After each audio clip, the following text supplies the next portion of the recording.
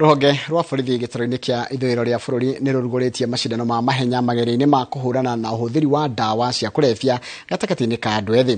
Macindano ma marugũrĩtio nĩ komanda wa borithi gĩtaro-inĩ kĩu Kiprono Langat akĩnyitanĩra na NACADA, rũhonge rwa thinema bũrũri-inĩ KFCB, rũhonge rwa kũrora mĩtugo na mĩgendere ya borithi IPOA, rũhonge rwa Mahenya Athletics Kenya, ũndũ ũmwe na mũingĩ wa Kakamega.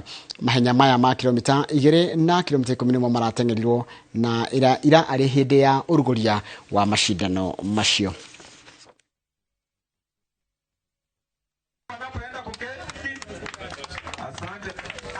Kama maafisa wa serikali ya kaunti tumeonelea kwamba tuwahamasishe watu kuhusu madawa kwa sababu inaathiri vijana wengi sana, na ni jambo ambalo katika jamii yetu inaumiza vijana wetu sana.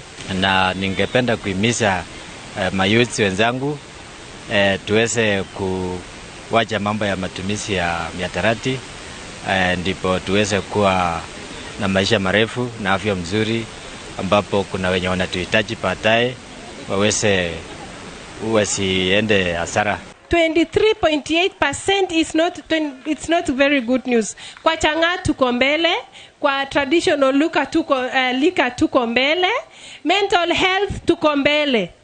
It is not very good news that alcohol induced disorders Western region wanaongoza. And I think if we revive that program, ile program ilianzishwa na former Vice President Mudi Awori akiwa waziri wa Home Affairs, to integrate hawa vijana in the society, tuwatoe kwa streets, to integrate them in the National Youth Service. Wengine county governments zijenge through Department of Social Services makao hawa wanafunzi hawa vijana wanatoka wakienda kusoma shuleni. NACADA pia iongezewe budget to deal with issues za hawa sweet children, because tukisiposolve hii maneno itakuwa crisis. Tuko na operation kali sana dhidi ya matumizi ya pombe na madawa ya kulevya. Lakini vile vile tutakutoka hapa baada ya hafla ya leo tuhakikisha kwamba tumetembelea jamii zetu kule vijiji.